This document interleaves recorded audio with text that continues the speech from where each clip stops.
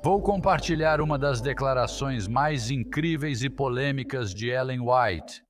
Está em O Desejado de Todas as Nações, páginas 633 e 634.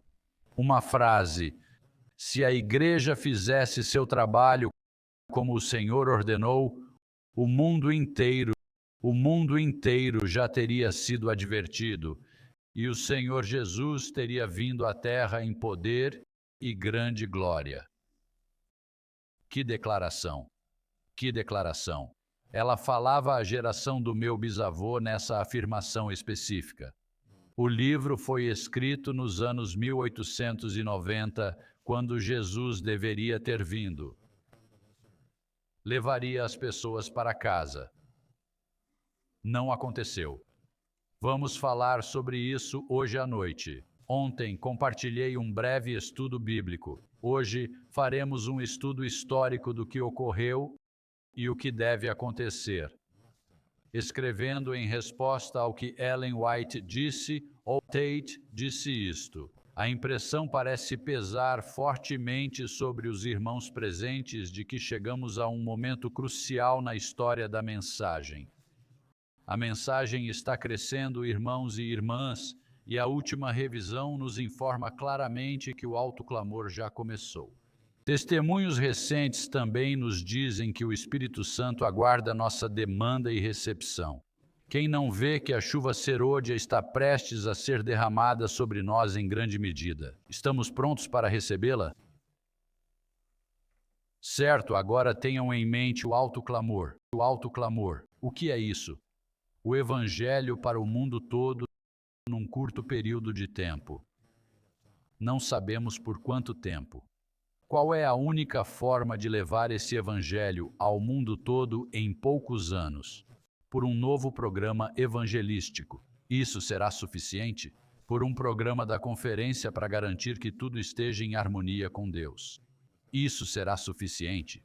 A única coisa que fará isso acontecer, o alto clamor ao mundo inteiro, é um derramamento do Espírito Santo como nunca vimos. Essas duas coisas andam juntas, chuva seródia e alto clamor.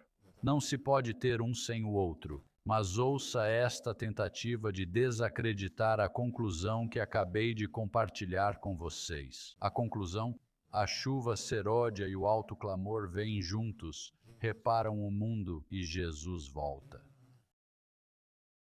No livro Guia Amigável à Mensagem, de 1888, George Knight pergunta: há forte conexão entre justificação pela fé e eventos finais nos escritos de Ellen White? Sua resposta é não.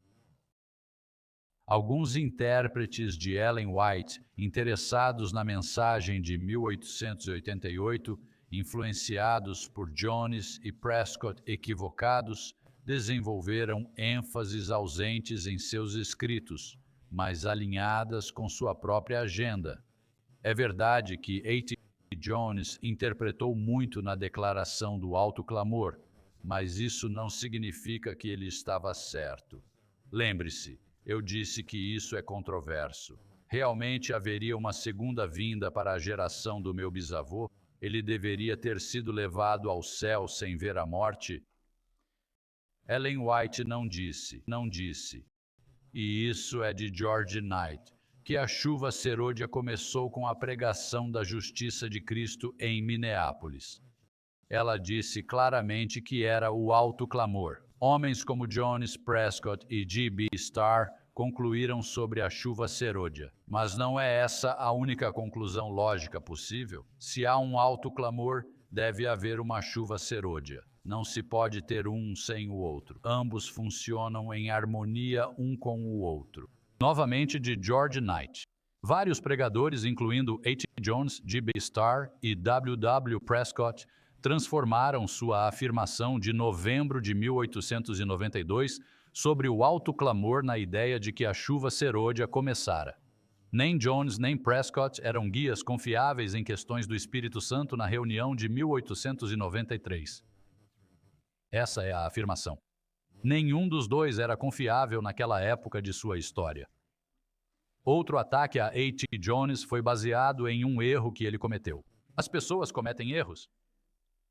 Ele tentou ler visões de uma senhora chamada Anna Rice. Ellen White o repreendeu, dizendo que não deveria ter feito isso. Ele leu a repreensão na igreja diante de todos e disse: "Eu estava errado." O que mais dizer se essa é uma declaração genuína? Eu estava errado. Não farei isso de novo. George Knight retrata esse erro como prova de que A.T. Jones não era confiável durante esse período de sua vida. Espalhados em seus livros sobre 1888, há alusões ao caso Anna Rice, mas poucos detalhes. O objetivo, claro, é destruir ou negar a relevância de A.T. Jones. Knight resume este incidente da seguinte forma: adventistas podem agradecer que Jones não teve liberdade na sessão de 1893, pois naquela época ele já não era totalmente confiável. Seu último reavivamento poderia ter levado o adventismo por caminhos estranhos, mudando a natureza da Igreja Adventista do Sétimo Dia. Ou seja, ele nos teria levado ao movimento de línguas e carismático se deixado livre. Frequentemente, quando A.T. Jones é mencionado hoje, é só com um breve comentário depreciativo. Bem, ele se perdeu. Bem, ele não fez o melhor possível, retratando-o negativamente. E isso é algo muito comum que ouvimos atualmente. George Knight fez essa acusação por mais de 25 anos, alegando que o reavivamento de 1892-1893 baseou-se em excitação fanática. Foi, e há uma citação do livro dele.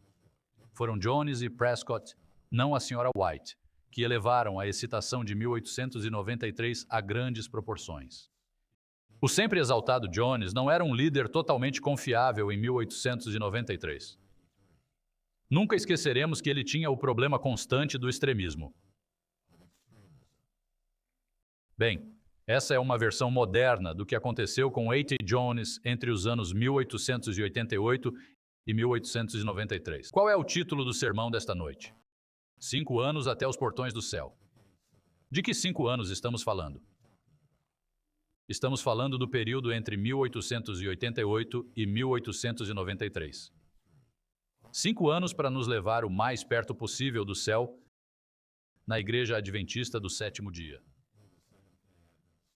O que o impediu? O que podemos aprender com o que o impediu? Como podemos mudar o rumo? E por sinal, essa é a pessoa que acredita que Eva pecou antes de comer o fruto ao deixar o lado de Adão. Seus apoiadores o descrevem como um historiador revisionista. Ele retratou nossas origens denominacionais como adventismo fanático na experiência de 1842-34.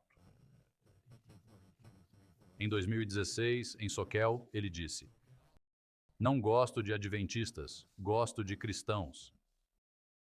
Lembrem-se disso, de todas as táticas que Satanás usou para descarrilar e atrasar o início da chuva serôdia e do alto clamor, está a incitar aqueles em posições de responsabilidade a negar essa mensagem, identificando a Semana de Oração de 1892 e a Assembleia da Associação Geral de 1893 como mero resultado de excitação fanática. Estávamos fora do caminho e precisamos voltar aos trilhos de alguma forma. Isso deu a Satanás grande vantagem em atrasar a vinda de Cristo. Associar a obra do Espírito Santo ao fanatismo em Minneapolis em 1888 trouxe 4 anos de luta, conflito, rebelião e atraso. O chamado à laicidade e arrependimento, com o envolvimento direto do Espírito Santo em 1892-93, foi rotulado de fanatismo. Uriah Smith, John Kellogg e outros acusaram o movimento de 1888 desse fanatismo. Em 1894, Ellen White advertiu fortemente aqueles que faziam o que acabamos de revisar. Ela disse, e continua, tudo isso dos materiais de 1888, páginas 1246 a 1248. Ellen White culpa aqueles que lutaram contra a verdade por tanto tempo, que poderiam ter beneficiado Jones e Prescott com sua experiência. Note as frases que ela usou sobre Jones e Wagoner: os escolhidos de Deus, os fiéis vigias, em suas palavras. E amigos, os únicos atacando Jones e Wagoner há mais de 100 anos eram aqueles que, então e hoje, sempre se opuseram à mensagem de 1888, a mensagem da justificação pela fé. Agora, o que faremos esta noite? Lembrem-se que eu disse 5 anos, de 1888 a 1893. Vamos examinar a Assembleia da Associação Geral de 1893 da Igreja Adventista do Sétimo Dia esta noite.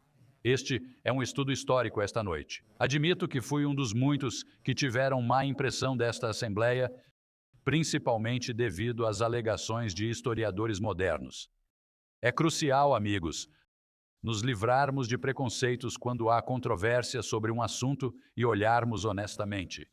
O relatório na Review veio das reuniões do segundo sábado da Associação Geral nestas palavras: quando o clímax foi alcançado e os resultados abençoados da obra de Cristo por nós foram retratados, o sermão de Jones cessou e a vasta congregação, lotando todos os espaços no tabernáculo, involuntariamente se transformou em uma reunião de louvor. Os ministros espalhados pela congregação, cerca de 30 ou 40, se levantaram e assumiram o comando de grupos em suas respectivas áreas, e centenas de testemunhos de louvor a Deus por sua bondade e salvação foram dados por toda a casa. Foi uma reunião como nunca antes vista em Battle Creek. Isso foi enviado na Review Adventista após a segunda reunião do segundo sábado.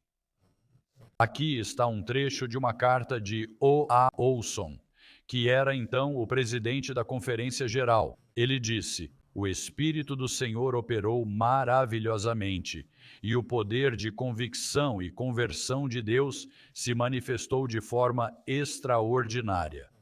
Para Olson, o detalhe mais importante e significativo foi a confissão de Morrison. O pastor Olson disse: "Ouvi muitas confissões, mas devo dizer que nunca ouvi uma como a dele. Embora fosse fria e deliberada, como é a natureza de seu temperamento, foi a mais completa e profunda em seu efeito que já testemunhei, e nunca vi uma congregação tão impactada por uma confissão como nesta ocasião." Morrison foi um dos opositores vocais de Jones e Wagoner em 1888 e fez sua confissão em 1893.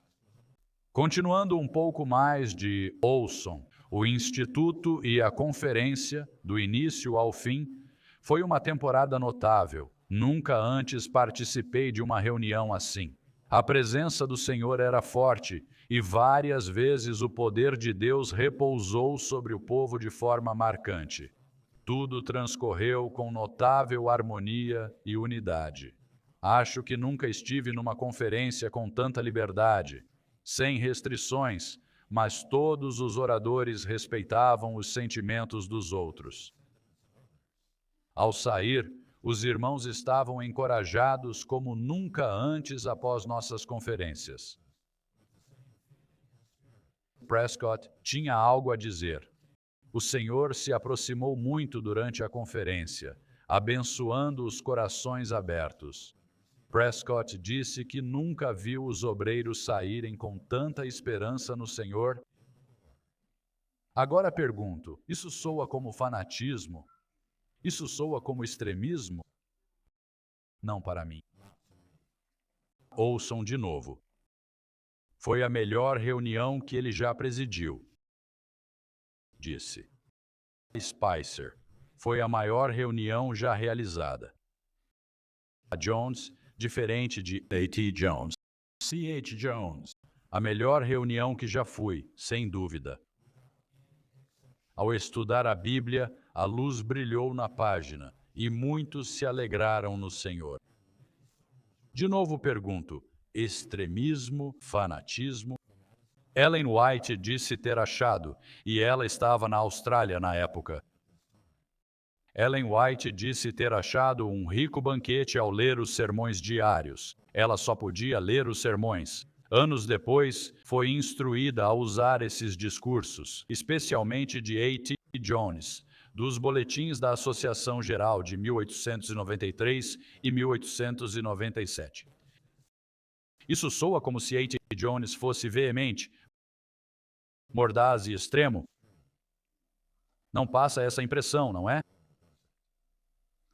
Bem, em 1893, Ellen White falava da genuinidade do Espírito Santo na Conferência Geral.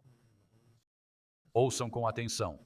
Isso é de Manuscript Releases, volume 10, página 346. Reconheço todas as revelações de Deus na conferência como dele. Não ouso dizer que foi excitação e entusiasmo injustificado. Não, não. Deus se aproximou e seu Espírito revelou um céu de bênçãos, luz para iluminar o mundo. Porém, na mente de alguns presentes, havia um sentimento de desprezo. É só o A.T. Jones de novo, falando e delirando como sempre. A impressão de que foram enganados, que eram ardentes e intensos demais. Questionava-se se era obra de Deus ou uma onda de fanatismo. Ellen White disse: "Oh, como Satanás exulta! Oh, como Satanás exulta!" Escrevendo a Urias Smith pouco depois, que foi crucial na acusação de fanatismo contra os avivamentos de 1892-93, Ellen White o advertiu severamente contra tal posição. Estas são suas palavras.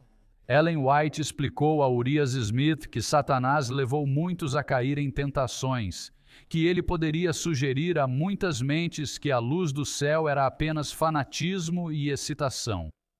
Eles chamarão luz de trevas, disse ela, e as trevas serão escolhidas em vez da luz.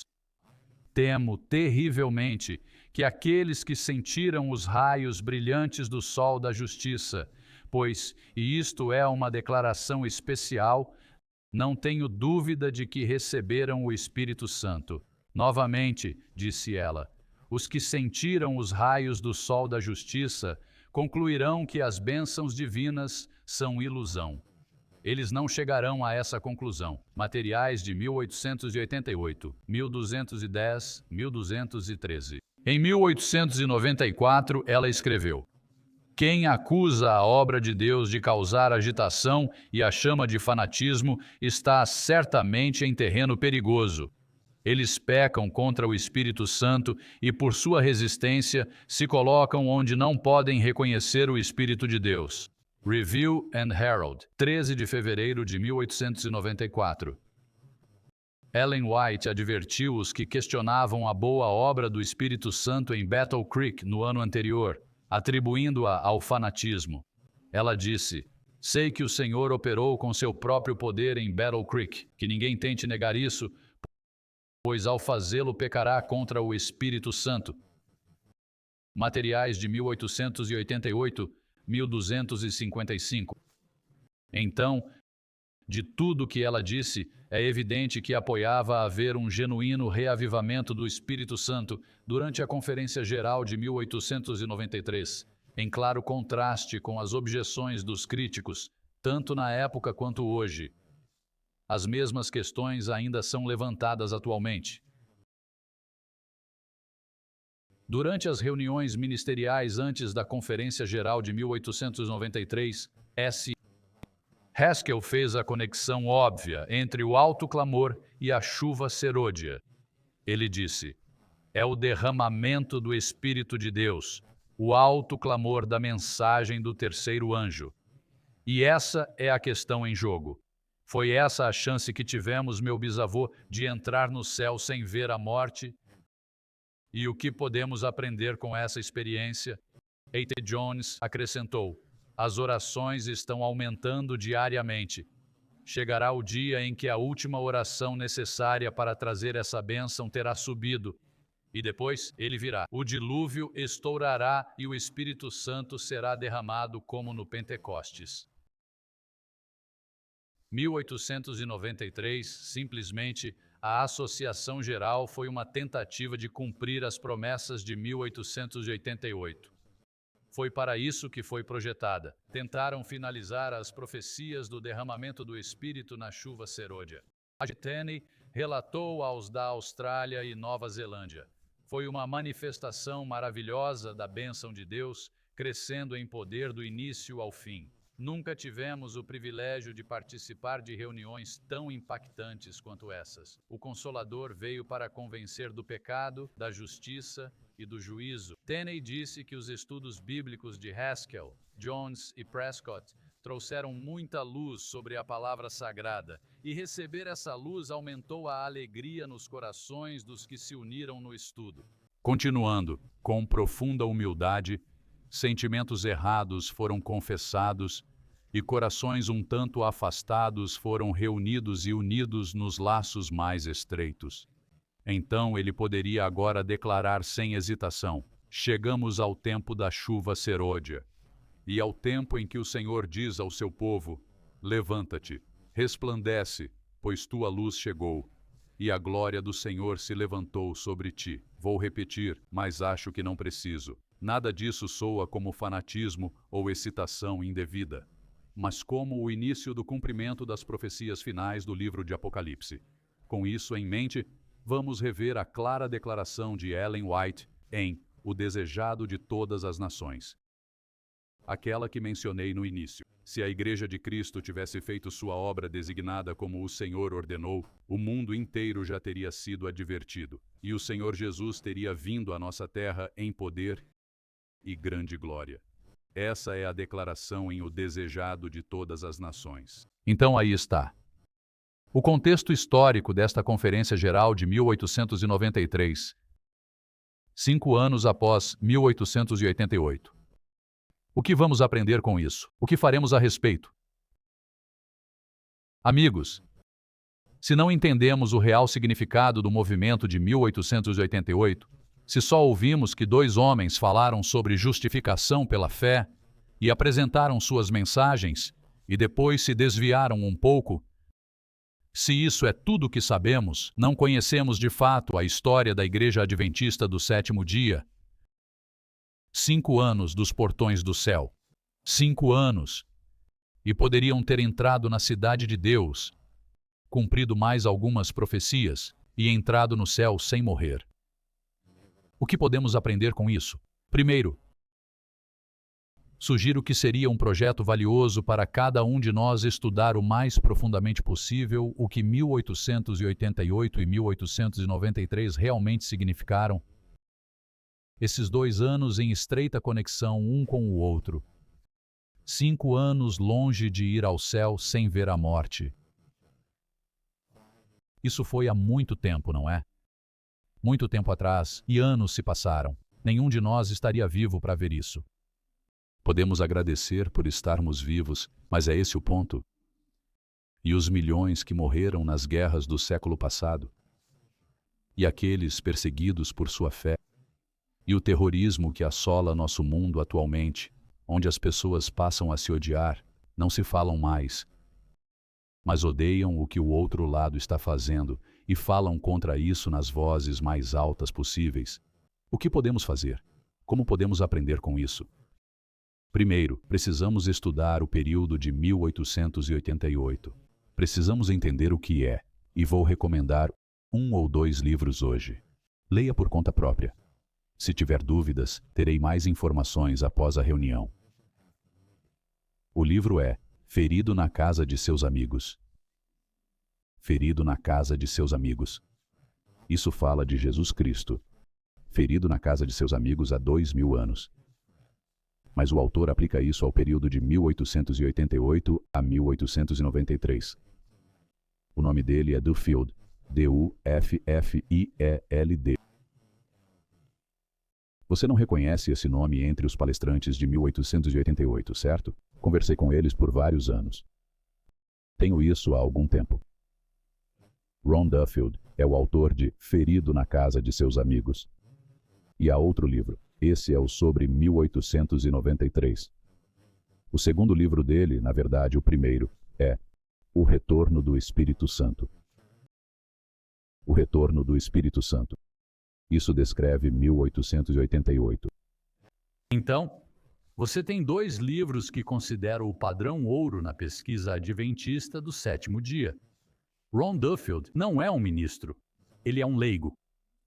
É alguém dedicado a estudar esse tema, seu significado para nós e o que podemos aprender. O primeiro sobre 1888, o segundo sobre 1893. Ferido na casa de seus amigos, na Amazon. Pelo menos estava quando comprei. Espero que ainda esteja lá. Ferido na casa de seus amigos. E agora, o que mais vamos fazer? Bem, podemos assumir esse compromisso? Podemos desejar não repetir os erros que prolongaram este mundo 100 anos além do tempo? Estamos 100 anos além do tempo em que Jesus queria acabar com o sofrimento do pecado. Ele queria encerrar tudo o que o pecado trouxe. Queria responder à última acusação de Satanás contra o povo remanescente de Deus. Qual é a última acusação dele? É mais ou menos assim: sim, sei que perdoaste o teu povo.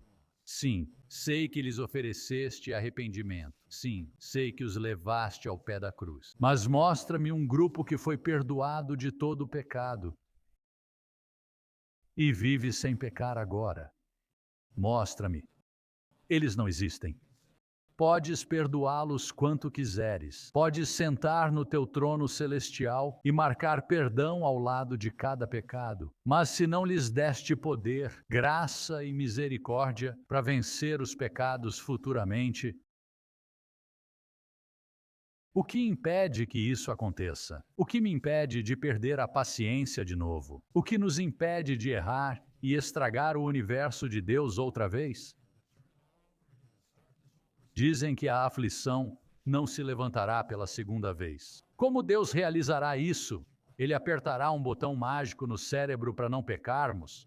Então ele poderia ter feito isso com Adão e Eva, não é? Assim não cairiam na tentação de Satanás.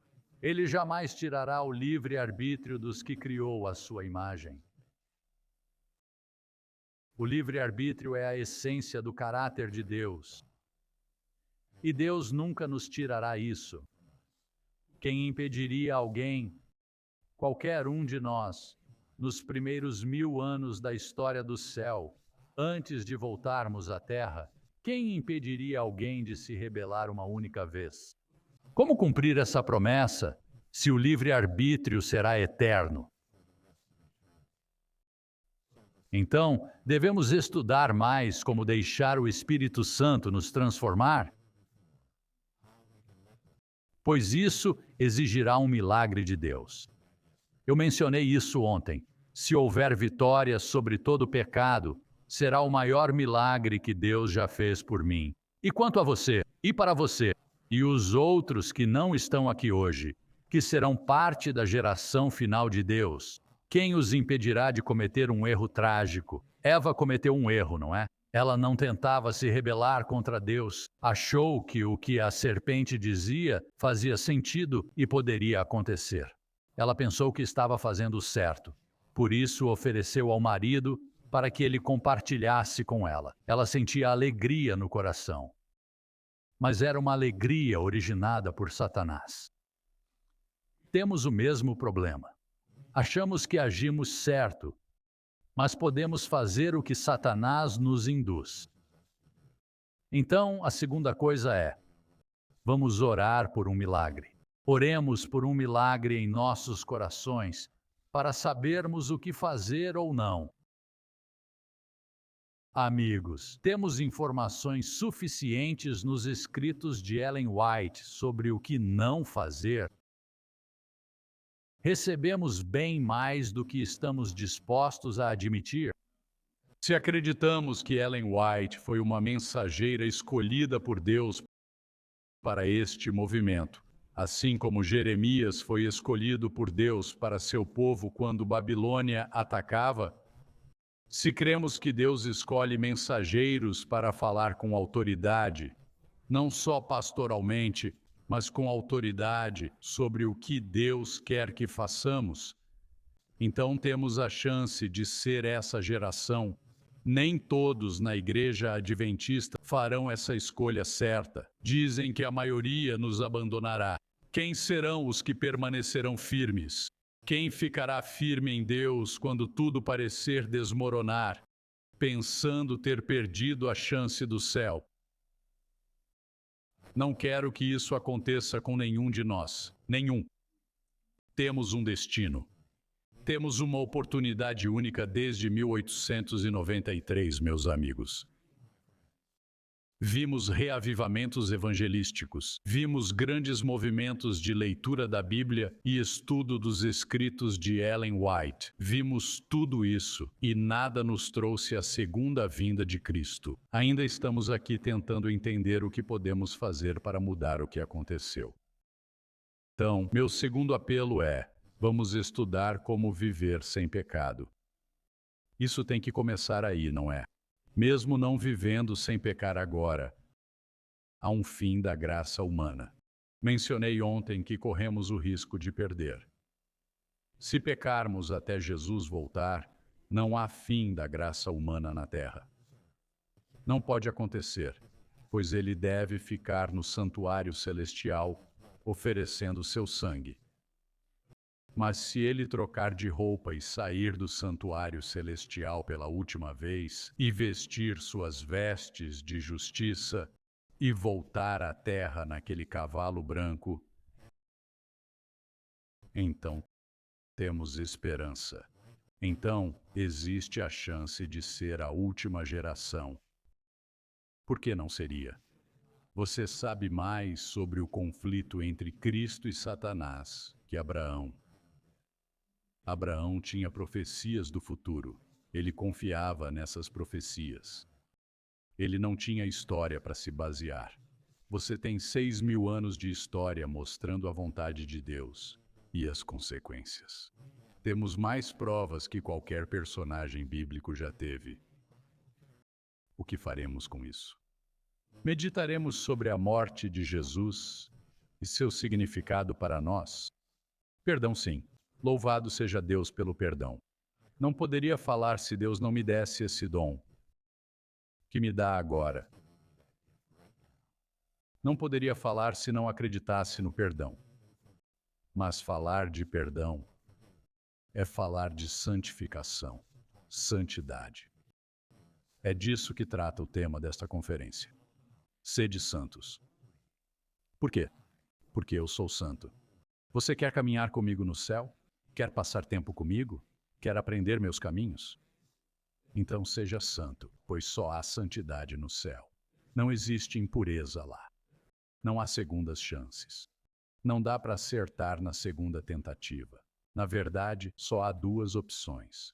Ou Deus terá transformado tanto um povo na terra, que jamais suportarão se afastar de Deus e seguir seu próprio caminho. Ou alguém recomeçará tudo. E então, o que teremos? Um fracasso do grande conflito. Não admito que isso possa ocorrer, pois creio neste livro. E ele diz que não haverá falha desta vez. Não vejo como isso pode acontecer. Não sei como Deus conseguirá realizar isso, mas diz que acontecerá. Lemos ontem sobre como Deus dará esse poder milagroso.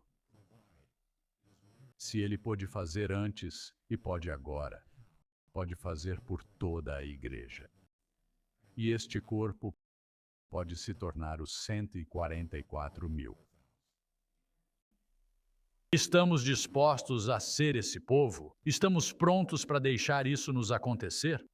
Primeiro, precisamos saber o que houve em 1893. Por que chamaram isso de excitação fanática? Por que chamar o derramar do espírito de excitação fanática? Alguns entre nós farão isso. Chamaremos isso de fanatismo. Como não chamar a obra do espírito de fanatismo? Parecerá assim aos olhos de muitos. O que você vai dizer? O que você vai fazer? Como você vai reagir? Você será esse povo? Não vou usar todo o meu tempo esta noite. Já disse o que queria dizer. Digo isso, pois, como alguns, não estou ficando mais jovem.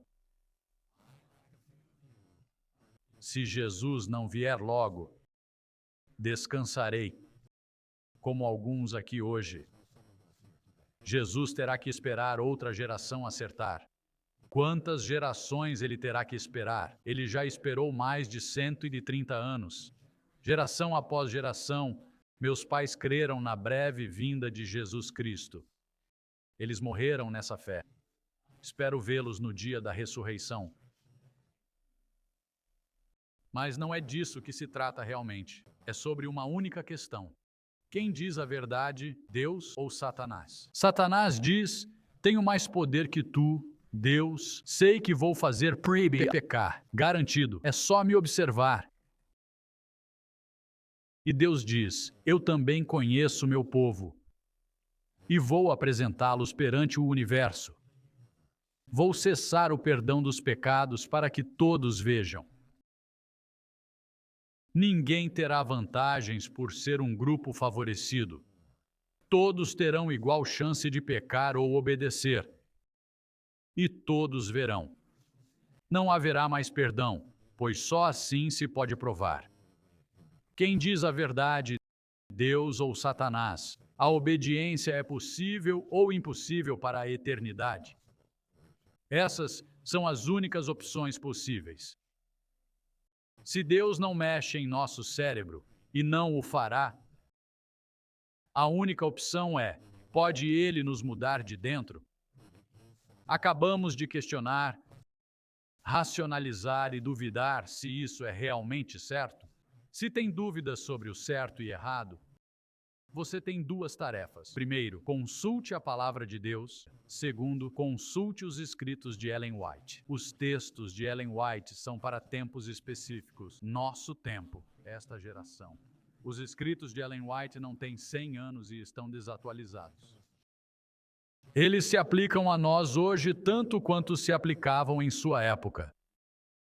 Ela disse que seus escritos permaneceriam até a volta de Jesus. Perguntaram-lhe se haveria outro profeta. Disse que Deus não a iluminou sobre isso, mas seus textos bastariam até Jesus voltar.